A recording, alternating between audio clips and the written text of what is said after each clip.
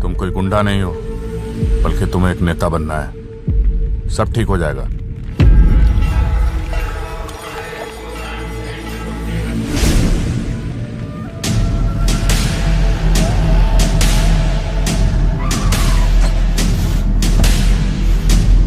हमको बहुत खुशी है, इस बार हमारी पंचायत सीट ST/SC के लिए रिजर्व हो गई है।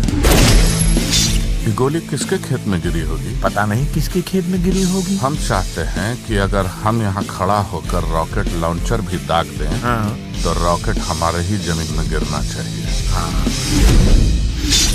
बेटा, तुम्हारे पास दो ही विकल्प है, या तो कि तुम खड़ा होगे या तो कि तुम्हारा खड़ा होगा।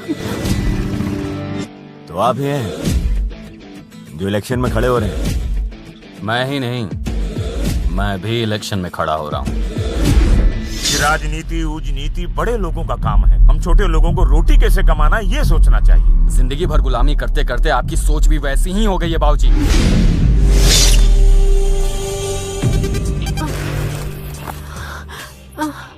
आपसे तो हो ही नहीं पा रहा है। मैं दूंगी इस हवेली को चिराग। अपना दिमाग काहे लगा रहे हो?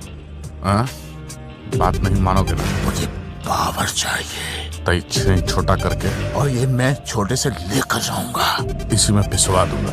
नदी में उतरना आसान है राजीव, मगर उसे पार वही कर सकता है जिसे नदी की गहराई के अलावा हर बड़ी मछली और मगरमच्छ के बारे में पहले से पता हो। उस यूपी कॉलेज में जहाँ पे उसका वर्चस्व था, आज वहीं पर एक अजीत नाम का लौंडा उसके खिलाफ खड़ा हो गया है। शिवा के साथ अजीत को बुलाओ।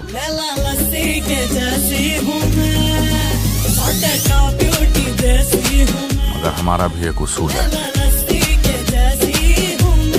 धंधे में दादागिरी नहीं और दादागिरी में धंधा नहीं। मैं अपने बेटे को इस घर का वारिस बनाना चाहती हूँ। आप अपने बेटे को मौत के मुंह में कैसे ढकेल सकते हैं? कैसे? आराम साथी।